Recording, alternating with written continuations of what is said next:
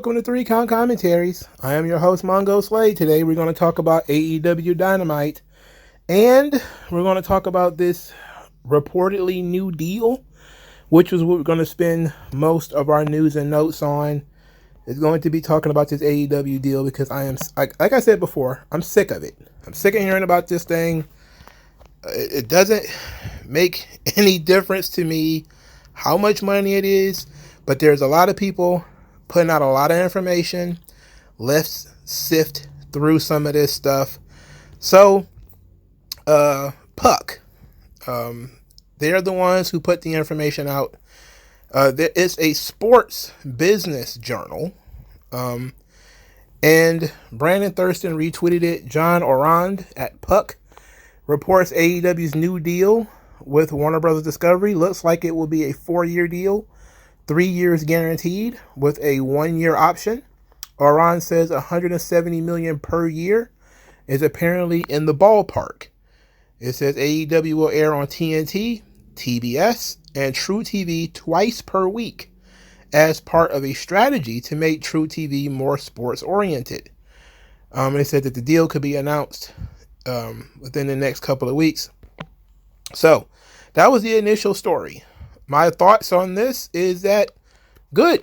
If it's $170 million, that is double what they're getting now. Well, reportedly, what they're getting now, because reportedly what they're getting is about 70 or 80 million. So if it's 170, then they've doubled up, which is a huge positive. This would be great. Would it make them profitable? I certainly hope so. We still don't know how much they spend, but I would think you're not spending over $200 million in a year. I would imagine you're not doing that, and you're running a wrestling promotion. I pray you're not doing that. I pray. Now, the question, of course, is AEW worth $170 million? Well, let me tell you, the same way I talk about talent, I talk about business. It's worth whatever Warner Bros. Discovery is willing to pay. If they're willing to pay $170 million, that's what it's worth. I am more involved with the security aspect of it. The deal only being 3 years is not great for me, because 3 years goes by pretty quickly. The option of a 4th year is fine, but I would have liked for the deal to be a little bit longer. Right now, the deal ranges between $510 million and $680 million. So if it's just 3 years, it's $500 million, which is not bad. Not bad at all. For a company that only existed for 5 years, that's actually pretty goddamn good. If this is the deal that they got, it's a $500 million deal. That is tremendous. If they go to full 4 years, it'll be $680 million.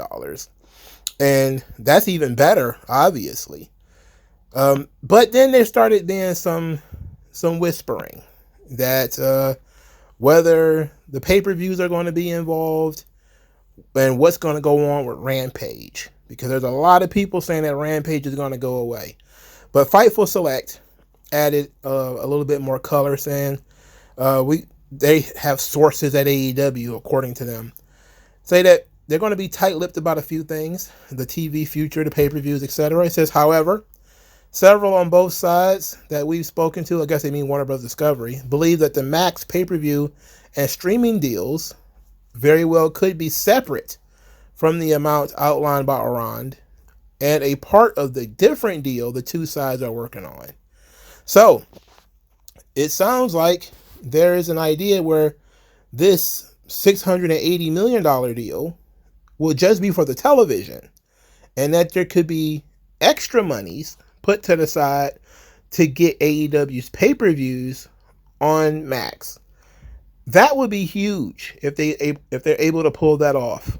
It would also grant AEW, again, a certain level of security, that they would get paid a certain amount of money for their pay-per-views, which should make their pay-per-views profitable, even if the attendance doesn't work out, and even if the buy rates start to slip. Then, because there's probably still going to be some get HBO Max or buy it via regular pay-per-view if you would like. I'm pretty sure that option is going to still exist. But here's the thing. The pay-per-view is not being part of the package, which is, of course, isn't announced yet.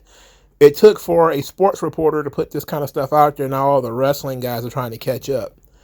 We don't know, again, what the actual deal is, but assuming that the $680 million deal does not even include their pay-per-views, you're talking about a deal here that could be in the $800 million range total for the pay-per-views and the television.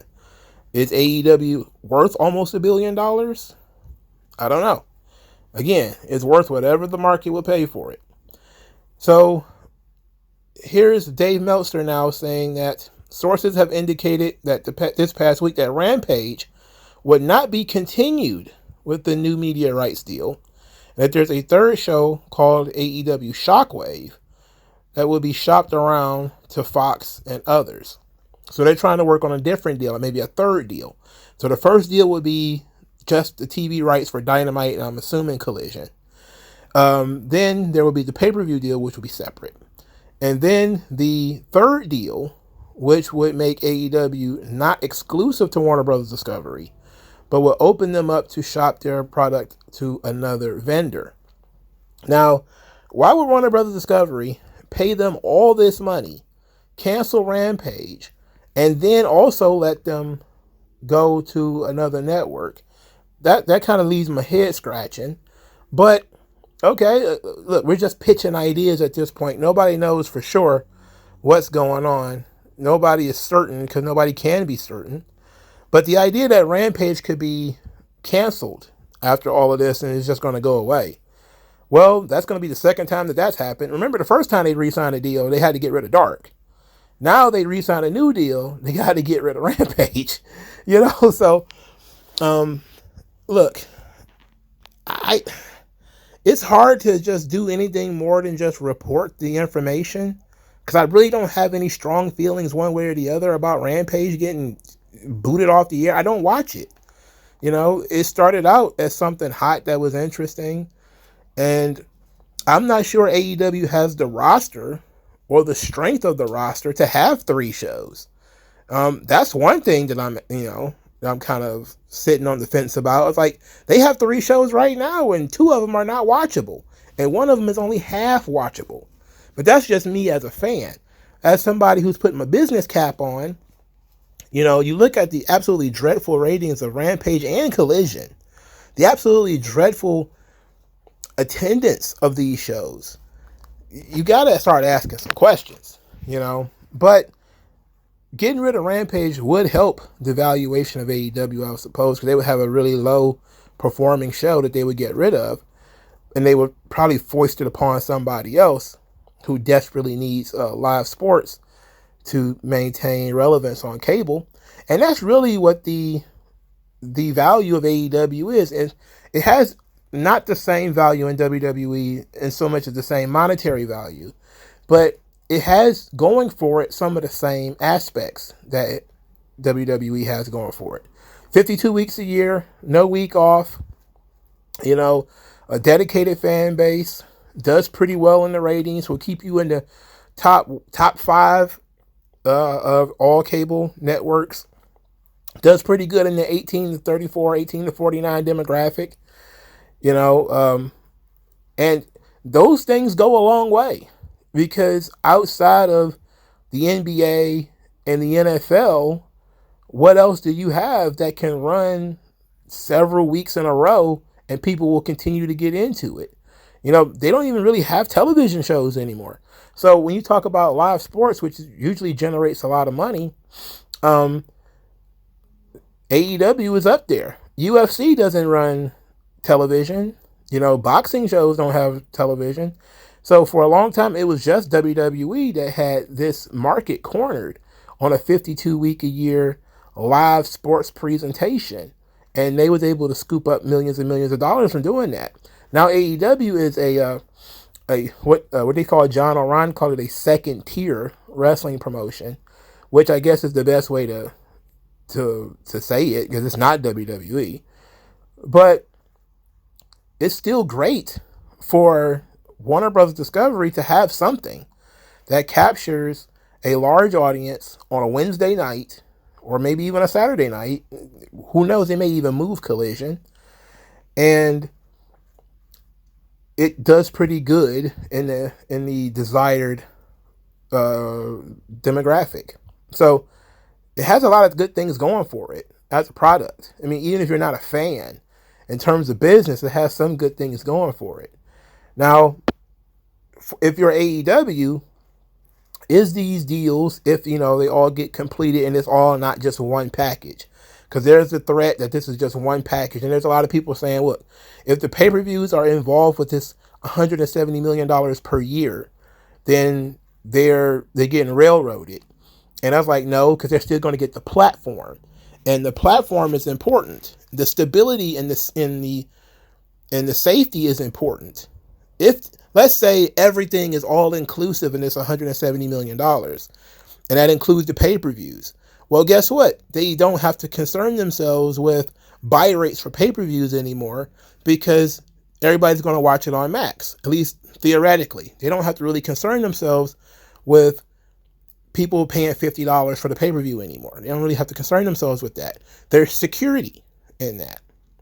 So even if they're giving up a little bit more than they probably should, it's still good business to get on that platform in front of that audience who might or might not actually watch the show for $50 on traditional pay-per-view. More people are more likely to watch it if you put it on Max. Now, if you put it on Max and then decide that you're going to price hike, then maybe you're going to have some issues. If there's an upcharge, like you got Max and then you have to pay $20 to see the pay-per-view, it probably won't change much, But if you get the pay-per-view just for having Max, then it should be fine. And that's typically, sometimes you have to sacrifice the money for the platform. You got to sacrifice the money for the opportunity. And if Tony Khan can get the opportunity to get AEW in front of a larger audience and bringing the cost of that pay-per-view down, could really help them. So that's a beautiful thing. Now, everybody's, of course, still running around talking about AEW being on Fox and all this kind of stuff. Who the hell knows, man? And to be quite honest, we won't know what's going on until AEW and Warner Bros. Discovery announce it. And furthermore, we only going to know what they tell us, right? They didn't tell us much last time except for, it was a substantial fee. This is how many years it is. But they didn't go into the nooks and crannies of it. If this is going to require some kind of program change, they'll tell us about that. Like if it's going to mean Rampage is going to go away, they'll probably tell us about that. But anything other than that, we don't know. And we're only going to know what Warner Brothers and AEW are going to choose to tell us. Now, if AEW is going to crash out on $200 million or something like that, they're going to tell everybody. Because Tony Khan has to have been waiting on this. In order to get a 2 times over increase on his media rights deal, he should put every goddamn detail in the memo and put it out there so everybody will know. But something tells me that they're probably going to be pretty reserved on it. And if they're reserved on it, I'm going to think it's not as much as everybody thinks. Because right now, 170 is pretty damn good. If it's higher than that, they're probably going to tell everybody. If it's not as high as that, you'll probably hear that the deal is done. The deal's been announced. It's for this many years. Tony Khan will put out a great statement about being great partners, blah, blah, blah, blah, blah. That'll be it. But we'll have to wait and see what the response is for Warner Bros. Discovery and for AEW. Now, in terms of Warner Bros. Discovery, for them to cash out on AEW this way shows that they really understand that they need this product if they're going to maintain where they are in terms of sports and ratings and stuff like that, because they're about to lose the NBA. I mean, there's just no two ways about it. So it's not a bad deal for either side, really. If Warner Brothers can afford it, AEW will certainly take it. But it's all about now, is AEW going to spend more money now that they're making more money? And therefore, the elusive profit is going to be still hiding like Carmen Sandiego, or is it going to be they're going to smarten up, realize they have this gigantic pool of money upcoming, and they're going to use that money wisely and actually start marketing the product better, and maybe not just wasting it on talent and production. And I say wasting it on talent because you've brought in pretty much everybody that you could possibly bring in. You need to change your creative. That's in your marketing. That's where you really need to fix things. Like you really don't need to spend any more money on talent, but whatever. So it's going to be an interesting ride. But again, all of this stuff is just hearsay. The sports reporters are interesting. Some people are like, hey, AEW didn't think Puck was a real sports news source a couple of months ago. But now they're saying that it is. To me, it's all the same until there's a memo out there showing us numbers and figures and all that. Until then, I don't know. But if I had to put on my conspiracy theory hat, I don't think AEW is worth $170 million. I certainly wouldn't have paid that. This, of course, leads us to once again asking the question about Warner Brothers Discovery and potential ownership. I know some people seem to think that because Warner Brothers Discovery is a publicly traded company that this kind of stuff has to be announced. But you have to realize they don't put every single thing in their reports. Like there's no itemized list of all the things that they spend money on, or even all the things that they own or own a piece of, or other ventures that they're involved in. There's one big block there. It's called content. Well, content could be anything. Content could be movies and TV shows that they've produced, or anything else. If they're helping to produce AEW shows, it might not be enough to even concern shareholders. So the idea that AEW cannot be partially owned by Warner Brothers Discovery on the low, I wouldn't say that. Now, I'm not saying that it is, but many people, myself included, tend to believe that they own at least some piece of it because it would make good business sense to keep them where they are due to the things that I was mentioning earlier, such as their ability to run 52 weeks a year as a live sports, quote unquote, presentation. Even though we know wrestling isn't sports, for the purposes of advertising, they try to advertise it as live sports. The problem with that is, of course, it is not live sports, and they just keep selling it to the companies as live sports. But I believe that Warner Bros. Discovery owns a piece of AEW, and that whatever they do in terms of a TV deal is a reinvestment in the product to keep it going. Now, do I believe they own it outright? No. I think Tony Khan has way too much money to sell it to them outright. Do I believe that they own a piece? Yes. How big of a piece? I think as much as 30%. I could be way off. It could be 0%. I'm always willing to be wrong. But I'm almost certain I'm not wrong. And just because you can go back and look at the financials, it don't mean anything. It just tells you how much they spend on distribution and content and a bunch of other stuff. It doesn't get into the nitty gritty. And AEW, despite being one of their top shows, is not something they actually talk about a lot. It's almost never featured in any major documents. AEW rarely comes up, if ever, and it's their number one show outside of reruns. But hey, feel free to believe what you want. Until I'm disproven, I'm going to continue with my conspiracy theory that Warner Bros. Discovery owns at least a nominal role in AEW. So let's get into this show. My goodness, what a drab product this is, boy. This is tough. It's very tough. Okay, Orange Cassidy defeats Chris Jericho by hitting him with a roll of quarters. Lord have mercy. This match was long as hell. They're fighting because Orange Cassidy spilled orange juice on Chris Jericho's coat 4 years ago. I'm not tripping on that. It's kind of silly, and I don't mind Jericho being silly, but I do mind watching Chris Jericho and Orange Cassidy wrestle for what seemed like 15 minutes. And I know that they were squawking on commentary about this being their first match in front of crowds, but I don't care about that. I don't care about this. Orange Cassidy did a dive-in DDT in this match, and of course Chris Jericho kicked out of it because why not? I don't like Orange Cassidy. He has not grown on me. I don't care about this. Moving on. So the Blackpool Combat Club. Very interesting stuff here. So they did a promo where Pac, Moxley, and Claudio were all talking to the camera as if the camera was Wheeler Yuta.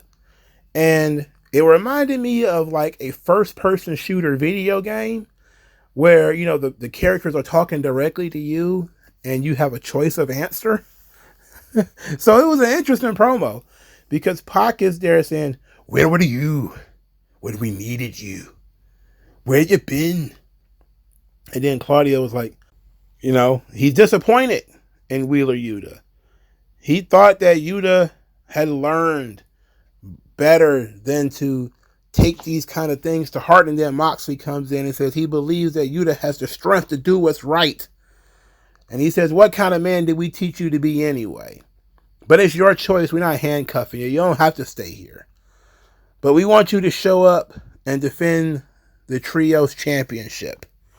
So then they showed a video package of Wheeler Yuta winning a match on Collision with the cattle mutilation. He beat some guy. Who knows? Who cares? And then he was all distraught. He was upset. And then they show us distraught Wheeler Yuta walking around with his hoodie on. And he gets stopped. And they try to talk to him. And he's like, "Oh, yeah, I left my belt in the locker room. And I'll be there. I'll be at Wrestle Dream." And then they remind him it wasn't Wrestle Dream. It's actually at the Grand Slam. And he's like, oh, yeah, whatever. Yeah, sure. I'll defend this title there. And I was like, that's interesting. Then he starts talking about how he learned from Danielson to always be himself, regardless of what other people want you to be. So he learned his lessons from Danielson. Okay. So they're trying to do this tug of war for the soul of Wheeler Yuta, which would be fine, and it would be a good storyline if I cared about Wheeler Yuta, which I do not. Do you imagine if somebody who actually had talent and charisma and personality was in this position? If they were fighting over the soul of somebody who, I don't know, is infinitely better than Wheeler Yuta, that you could actually make something of that person. But Wheeler Yuta involved with all of these guys who are, you know, he's getting these huge rub with Moxley and Danielson and Claudio and all these big money players, and he just doesn't have the stuff to make this last. Tony Khan's one of his biggest mistakes, his big booking errors, is that he decides to push people who are low on charisma but high on work rate. I'm talking if you was to do like a bar graph of work rate and charisma, it would look like Shaq and his new girlfriend. That's how it would look. Because high on work rate, really, really low on charisma. But you have to do the reverse to make storylines interesting. You got to have people who are really high in personality. Even if they can't work, they just have an interesting personality. They'll get over. Maxine Dupree is an absolutely excellent example of this. She can't work a lick. She's better than she used to be, but she can't work a lick. But she's got personality. In this situation, it doesn't matter what you do with Wheeler Yuta. It may work and get people interested in him right now, but what about 6 months from now, 4 months from now, when this whole thing is over and he made his decision and Danielson's going to retire. So what then? You know, they're pushing it, and I'm enjoying it with Daniel Garcia, even though he didn't make an appearance on this show at all, and they didn't really even talk about him or MJF. Weird. Anyway, I'm willing to give it a pass because Daniel Garcia at least has fire. Yuta doesn't have any fire. At least Daniel Garcia looked like he works out. Wheeler Yuta does not look like he works out. He looks like a math teacher. That's what Wheeler Yuta looks like. He looks like he teaches math. Or computer science. Remedial computer science. He just doesn't look like a wrestler. He just, whatever. Anyway, because the BCC was an important part of the show because they were even involved with Private Party. So Private Party talked about challenging the BCC at Grand Slam and how they wanted to fight them and they were willing to take up Mox's war. They want to fight Moxley. They want to fight these guys because they got beat up last week. They're not going to take that laying down. But then you got that one running around here. He looks like Sexy Red by the head. He's got the Flaming Hot Cheetos twists in his head. He looks ridiculous. Looks absolutely ridiculous. So Moxley's coming out to do a promo. He gets jumped by Private Party, and he basically no-sells their punches because he's Road Warrior Moxley. And why in the world would it, even though these guys are grown men, why in the world would he sell a punch from them? So then Private Party just commences to getting their asses kicked. They get their asses beat till they got no more ass left by Moxley, Claudio, and Marina Shafir. Where's Pac? Is he on vacation again? He's gone again, huh? He got caught in the airport again. Always. He just keep leaving them in the luggage compartment. Anyway, Commander tried to come out there and help. He got a European uppercut and got beat up for his trouble. Then Moxley actually did something that I liked. He got in front of Orange Cassidy, Isaiah Cassidy, told him that they have been in AEW for 5 years. The Private Party has, and they're in the exact same position now as they were then. He says, I'm going to give you something that you desperately need. I'm going to give you some friction. I'm going to give you an obstacle to overcome. And then he smashes Isaiah Cassidy's hand with like a pipe. And just one good whack. Just screwed his hand completely up. I love that. That was fantastic. And I'll tell you about it in a second. Then Darby Allin comes out with his skateboard. I'm so sick of this goddamn skateboard. It's starting to set me off. The skateboard is starting to set me off. And he looked like he was wearing a woman's shirt. So Darby Allin chases Moxley off after hitting him with the skateboard and threatening to hit him with the skateboard. Then he gets on the microphone, says that he's not the same guy Moxley met 5 years ago, and that he's going to run through Moxley and win the world title at Grand Slam. No, I'm sorry, Wrestle Dream or whatever. Whatever the fuck. I don't know. I have no idea what show's coming up. So, before we get into the ridiculousness of a very small man in Darby Allin making threats to Moxley, the reason I liked why Moxley broke, I guess you could say, Isaiah Cassidy's hand is because this is something that Private Party has desperately needed. When they were talking wild shit to Moxley, I was like, what is going on here? Who even cares about these guys? Just ignore them. This doesn't matter. But it got the BCC some heat, which they really needed. It made them seem like they were heartless and violent, which it was really needed. But most importantly, it was character evolution for Private Party. They stopped being just guys that hang around. They stopped being just guys you can push around and knock around and everything. Even though they got beat up, at least they took the initiative to try to fight.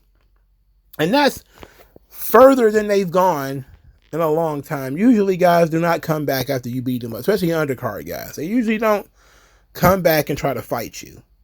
Typically once you beat up an underneath guy, he's gone. He's gone for a while. But they tried.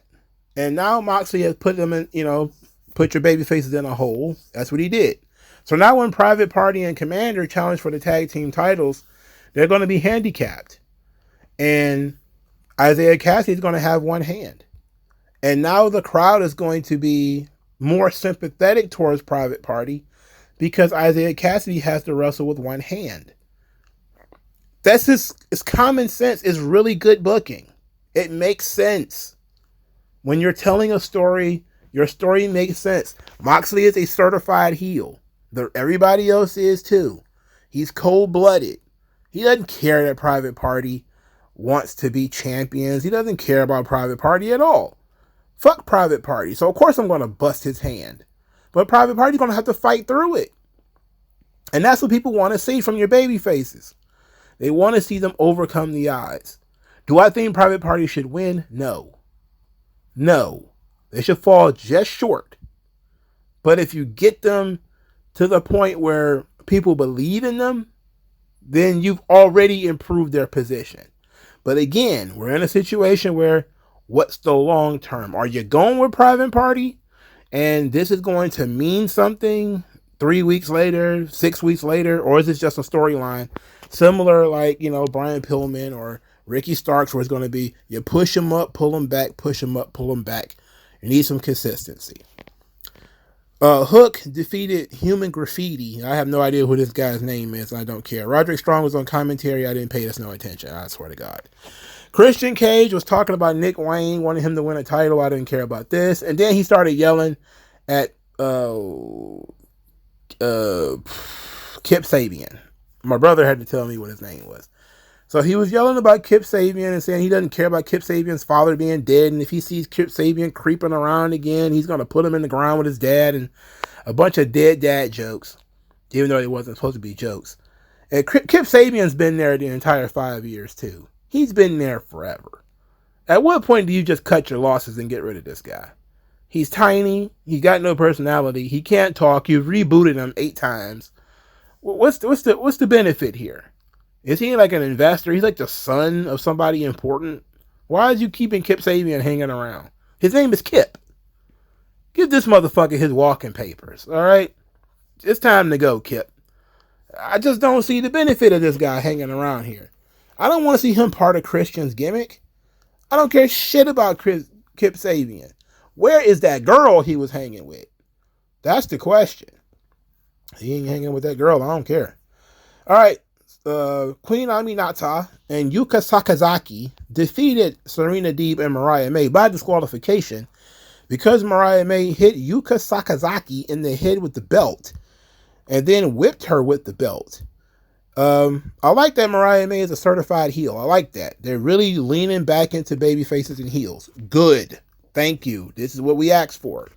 So Yuka is a baby face. She acts like it. She's a high-flying babyface. She's very, very tiny. Super tiny. One of the tiniest women wrestlers in all of wrestling. And people were mocking her and making fun of her voice, which she does have a mouse-like voice. And she was on Collision. Hi! I was like, ooh, wait. I didn't watch Collision. I saw the clip. Because the clip floated around everywhere when she was talking to Mariah May. And I was like, good Lord. Where did that voice come from? Yikes. I don't know if you should make fun of her voice, but she's got one of those Looney Tunes voices. My goodness. It sounds like somebody's doing a bad dub. It's just a terrible voice. So right after this, I wasn't paying attention, and there was a vignette with some stilted English. And I was like, why are they showing like a Yuka Sakazaki video right after her match? Why didn't you show that before? And it was Mina Shirakawa. And I was like, oh shit. My bad. I know Mina don't even sound like Yuka, but I just wasn't paying attention. I was like, what is this? So Mina is coming. She wants to have good time with Mariah. And I was like, okay. Okay, okie dokie. That's nice. All right, so Nigel Mcguinness, they had a video package for Nigel Mcguinness that malfunctioned twice. So $680 million is what they're paying for this, apparently. And they can't get a video package to work correctly on the first try. They had to give it the good old college try. They had to try 3 times to get it to run. And it's basically just a story of Nigel Mcguinness thinking he's just as good as Danielson and everybody else does too. And oh, what could have been with Nigel? If only Nigel had gotten a chance. If only everybody loves Danielson more. Oh, boy. And they put this asterisk on the match saying if Danielson can wrestle, he'll wrestle Nigel Mcguinness. And it's like, but you've done nothing on this show to tell me that Danielson can wrestle or can't wrestle. So I guess that's what next week's episode is going to be all about. The entire episode is going to be built around whether Danielson can work or not. You could have did part of that here. And you could have had Nigel call him out. You could have done something. It would have been nice if you would have put some effort to, Nigel being in the ring and calling Danielson out and basically telling Daniel, calling him a coward, saying he's going to hide behind the doctors, all this kind of stuff. Maybe they'll do all that shit next week. But it would have been nice for them to do it on this show. Maybe they'll do it on Collision, because I think he actually is one of the guys who does commentary for Collision. So maybe that's what they'll do on Collision. But I think you should do it on the show that not only the match is going to be on, but the show that most people are going to watch. That would have been common sense, but whatever.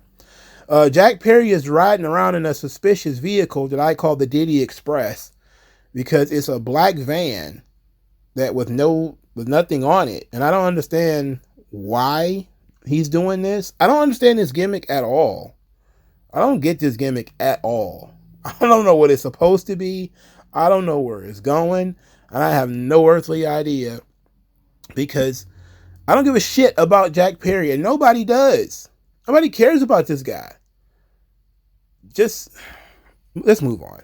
Hangman screaming in a vignette that I had to do it. And then he comes out and does a promo where he talked about wanting to put his hands on everybody who protected Swerve, everybody who cheered for Swerve. After he take out Swerve, now it's time to take out everybody who tried to help him. Then he said he heard a little voice on commentary cheering for Swerve, and it was Tony Schiavone. As he's moving in on Tony Schiavone, Jeff Jarrett came out there, promptly got clobbered, because they're doing this gimmick where Hangman Page is beating the shit out of Jeff Jarrett just because Jeff Jarrett is sympathetic, so it's working. They do a little bit of brawling with, Hangman Page essentially beating Jeff Jarrett up. And then a bunch of security guys and officials or whatever get involved. And Jarrett then starts getting the upper hand before Hangman falls back and starts to retreat. Double J, the junior, because his dad's also Double J, gets on the microphone and says if it's the last thing he does, he's going to kick Hangman Page's ass. I was thinking, okay, that's great. Excellent stuff. Jarrett's very good here. Hangman, they're really trying hard with this Swerve thing. They're trying very hard to make, this thing matter. But I'm over the Swerve Hangman stuff, man. They've stabbed each other, bled all over each other, drunk each other's blood. Enough's enough, man. Enough's enough. It's time to do like a loser leaves town or something like that, and somebody just gets banished to Rampage until the show gets canceled. Okay, Ricochet defeats the Beast Mortos, otherwise known as Black Taurus, or otherwise known as Taurus. Beast Mortos, very good. He's an amazing performer. Powerbomb Ricochet on the ring apron. Gorilla press slammed him from the top rope. I mean, just all kinds of shit to Ricochet. Ricochet went out there and took hella bumps. Beast Mortos, very good. Ricochet, also very good. Match, okay. Maybe I think Ricochet took too many bumps. You have to make Ricochet look like a star. I know that AEW don't care about that kind of thing, but perception matters. So Ricochet won. And then backstage, he has his verbal confrontation with Will Ospreay. Will Ospreay apologized to him for things getting kind of heated after one of those matches. And then Ricochet says, you know what? I learned something from you. He got pretty salty. That everybody's concerned about him. Everybody's talking about Ricochet. Everybody's keeping their eye on Ricochet. Everybody's calling Ricochet out. And so he says he's going to do something that Will Ospreay told him to do. He got his wins up, and then he went to Tony Khan and got a championship match against Will Ospreay in 2 weeks. So not at Grand Slam, but the week after, at the 5-year anniversary show, it will be Ricochet versus Will Ospreay for the International Championship. And I said to myself, this is perfect for the AEW fans, because this is the kind of thing that they've become accustomed to for television. Ricochet just got there. He doesn't need to be losing. And he certainly shouldn't lose to Will Ospreay, but he also, to a degree, shouldn't even be beating Will Ospreay. This should be a bigger money match that you do later on. Now, I do appreciate that they didn't just book it. Like when Danielson first came into WWE, they just booked him versus Kenny Omega immediately, which was very 2019, even though it was 2021 when that occurred, I believe. So they at least gave this some room to breathe. But everybody knows this is the match that people brought Ricochet to AEW for.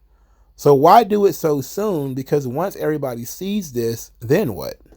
You already have not really ingratiated Ricochet into your storylines yet. He hasn't done like a big sit down interview or, did a big stand up interview about why he is in AEW or all this kind of stuff. It's he's only been there a month, and it's already feeling like it's ran its course, which is unfortunate. But they booked the match, so I'm guessing they're expecting to sell some tickets with that. Hopefully it does. I would hate for AEW to be a $680 million property with a 3/4 empty arena. All right, so the main event of this show was not built up at all. There was no real interest in it, and I didn't care about it. Will Ospreay, Kyle Fletcher, and Konosuke Takeshita defeat Kazuchika Okada and the Young Bucks. So clearly this is about the storyline between, Will Ospreay and Kyle Fletcher are going to be the tag team wrestling the Young Bucks, and Takeshita has been having issues with Okada, so that's the storyline and situation here. Just 20 minutes of high spots because that's all these guys know how to do. Takeshita remains cool. They tell this story about Will Ospreay trying to reform the United Empire, which was his stable from New Japan, but it was a heel stable. So is he trying to take over the Don Callis family? Even though it's not really going to happen because him and Takeshita don't get along. But is that what we're saying here? Is that Kyle Fletcher and Will Ospreay are just going to be called the United Empire as a tag team? Okay. But it wasn't built up throughout the show. They didn't talk about it at all. They just kind of showed a graphic saying, hey, this is going to be a match that's going to happen. Stick around. I'm like, well, why should I? Why do I want to watch this? And I don't remember anything from it because all they do is spots, and that's really all you need to know. Okie dokie. So this is another show that was severely hampered by the lack of stars. No MJF, no Daniel Garcia, no Swerve, no Mercedes. I keep hearing that AEW has the best women's division of all time, and, we have the best women's division in the world. Maybe I'll do a video just talking about the women's division, of not just AEW, but WWE, TNA, because everybody thinks they have the best. I think they all equally trash, but I think the biggest stars are in WWE. Maybe the best workers are in AEW. Maybe, and I can't even say that for sure. But this is like the second week in a row Mercedes hasn't been on the show. They have not mentioned Britt Baker at all. Tony Storm's been gone since the pay-per-view. So it's like that pay-per-view, basically a bunch of people decided to take the rest of the month off. MJF disappeared, Daniel Garcia disappeared, Swerve disappeared, Danielson disappeared, because this is the second or third week he hasn't been on the show. And it's like, wow, okay, but not everybody. Okay, you can say this level of person, Danielson, who got attacked and got smothered or whatever, all right, he's not going to be on the show. Swerve, you stabbed him in the face. Okay, he's not going to be on the show.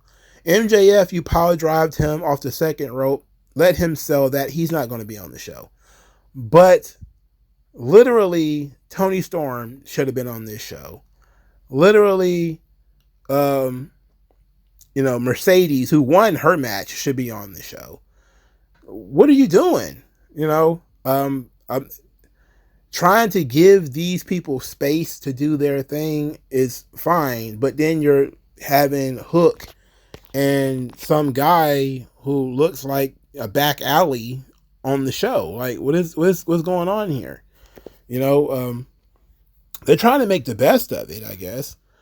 But people do want to see stars, for God's sake. I mean, that would be nice. I don't want to watch the Young Bucks. Anything other than the Young Bucks and Kyle Fletcher, my God. But so that's AEW Dynamite. There's people still taking time off, even though they only work once or twice a week. And the show is improving because they're telling stories throughout the show, which is good. The only problem is the personnel, the people they're choosing to tell these stories with. When you have Hobbs on the couch, Wardlow on the couch, even though Wardlow can't really talk, when you got him sitting on the couch, when you got Ricky Starks sitting on the couch, when you don't have Leo Rush as a who is, again, he can talk at the very least. He's not an important part of the roster. Samoa Joe was gone to do TV or whatever. He's not doing anything. Mercedes not even doing video packages or nothing. It's like you have too many healthy scratches, just way too many. And nothing's going to happen on Collision or Rampage that's going to make anybody interested in anything else that's happening on this show. So, on top of the injuries and the storyline guys that you wrote out, you're really struggling here. And they need to turn it around. Because this Grand Slam, if it doesn't... It's booked pretty well because it's going to be Moxley and Darby, and they're saying Danielson's probably going to wrestle on that show, and Will Ospreay will be on that show. But this is the weakest energy for a Grand Slam show that they've had since they started doing these Grand Slam shows. And I'm pretty sure it's probably going to have the lowest attendance and probably the lowest ratings too. But that's to be expected. It's a cold product. Let me know what you guys think, and I'll talk to you guys later.